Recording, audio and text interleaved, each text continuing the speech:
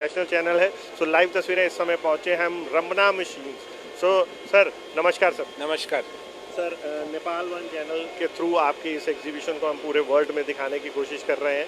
आज तक आप लोग हमें वर्ल्ड क्लास एग्जीबिशन में पार्टिसिपेट करवाते थे या दिखाते थे कि ये मशीनरी है। सो हम आपकी आवाज़ को एक मंच लेके आए हैं, एक मंच के ज़रिए अलग अलग जगह पे पूरे वर्ल्ड तक पहुंचाने के लिए। क्या कहना चाहेंगे इस बार, क्या मशीनरी डिस्प्ले की? मशीनरी में जी इस साल वार्प शूज़ हमने लगाई है। जी दिखाएंगे सर। हाँ जी चलो। तो लाइव तस्वीरों में आप देख सकते हैं कि वार्प, नए नए शब्दावली हमें सीखने को मिल रही है। टेक्निकोलॉजी कहते हैं कि नई हर इंडस्ट्री में कुछ नया सीखने को मिलता है। सो हर दिन कुछ सीखने को मिलता है। सो इस बार जो रमाना इंटरनेशनल पे हम हैं, सो वार्प मशीनरी जो लॉन्च की है। सो कहाँ की मशीन है सर, कुछ बताएंगे? ये पहले ये टेक्नोलॉजी जो थी सिर्फ मायर के पास थी। चाइना ने इसकी वार्प में शूज़ में एयर मैश बनती थी पहले, अभी जकार्ड आई है जी। जकार्ड में जकार्ड ਦੇ ਵਿੱਚ कुछ तो लाइव तस्वीरों में जी ये है जी।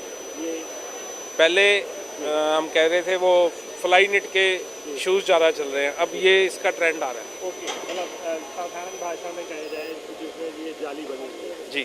तो जाली वार्प कुछ भी बना सकते हैं जी, कोई भी डिज़ाइन, जैसे ये हो गया ओके, मतलब डिजाइनर शूज।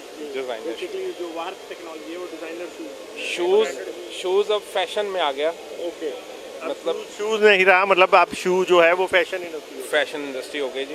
ये देखिए तो ये कहाँ, आपने जैसा बताया कि चाइना की टेक्नोलॉजी, चाइना की टेक्नोलॉजी है। तो क्या क्या इसकी खासियत क्या है? जैसे खासियत ये है जी, कंफर्टेबल है, बहुत ज़्यादा लाइट वेट है, और फैशन में कलर स्कीम जो डिज़ाइनिंग उसमें बन जाएगी, वो प्रोडक्शन बहुत ज़्यादा है, 2000 पेयर से ज़्यादा चली जाती है एवरीडे की। प्रोडक्शन के साथ फिर बंदा कंपटीशन लड़ सकता है वर्ल्ड वाइड। अगर ये मशीन होगी, अगर हम एक्सपोर्ट कर रहे हैं तो हमारी प्राइसिंग अच्छी होगी, डिज़ाइनिंग अच्छी होगी, तो नेचुरली हमें ऑर्डर, यही मशीन है जी। ये उसका एक बेबी मॉडल है जी, जिसको हम एग्जीबिशन में लगाया। मशीन तो बहुत बड़ी होती है। किस रेंज में होती है, और ये क्या खाली शू अपर बनाने में ही काम आती है या पूरा गारमेंट भी? गारमेंट भी बनता है जी, इसमें काफ़ी चीज़ें बन जाती हैं।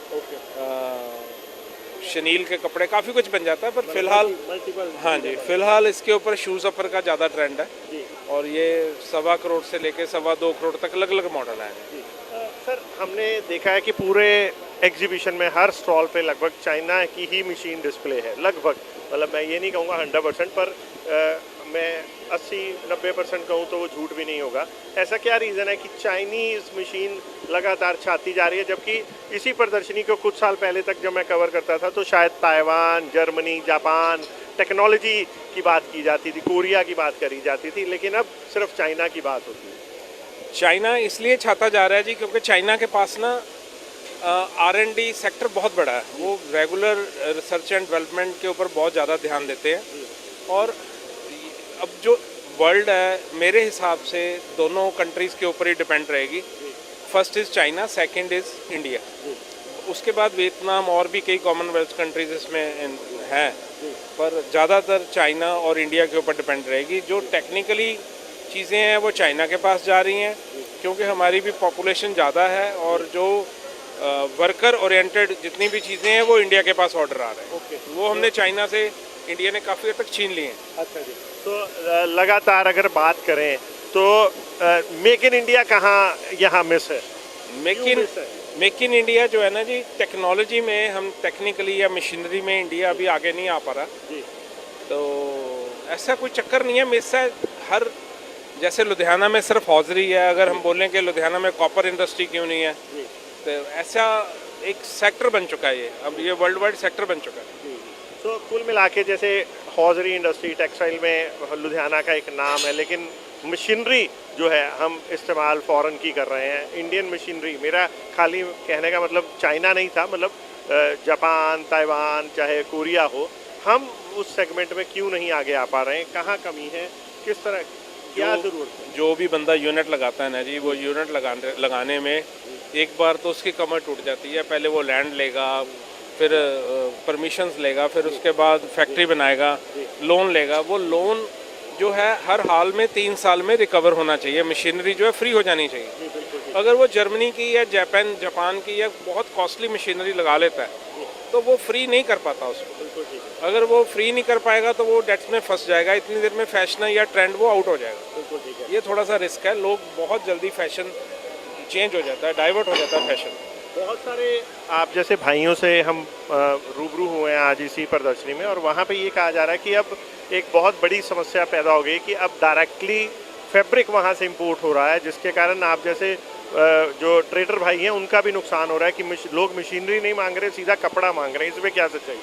फैब्रिक जो है जी इम्पोर्ट हो रहा है, ये ज़्यादा देर तक चलेगा नहीं। ये एक ना चाइना ने, देखिए इंडिया की जो स्ट्रेंथ थी वो एक्रेलिक में, वूल में, कॉटन में थी, तो चाइना इसमें क्या गेम खेल गया कि कॉटन जो है वो चाइना एक्सपोर्ट होती थी, इंडिया से चाइना जाती थी, बहुत जाती थी, और यहाँ के लोग एग्जीबिशन लगाते थे। अब उन्होंने कुछ ऐसे धागे या ऐसी डेवलपमेंट कर दी है, इनोवेशन कर दी है जिसको लोग थोड़ा सा उधर को डाइवर्ट हो गए हैं। लोग डाइवर्ट हो गए हैं कि हमें उनको ये जो पॉलिस्टर के फैब्रिक्स हैं और ये जो चीज़ें हैं वो उसके ऊपर ध्यान ज़्यादा देने लगे हैं। जी, तो कुल मिला के पेशेंस छोड़ने की ज़रूरत नहीं है, मतलब कुछ देर में माहौल सही हो जाएगा। मैक्सिमम देखिए 1.5-2 साल तो इसको चलते हुए हो गए, 1 या 1.5 साल और है। 1 या 1.5 साल के बाद ये अपने आप ही वापस सबको कॉटन पर ही आना पड़ेगा।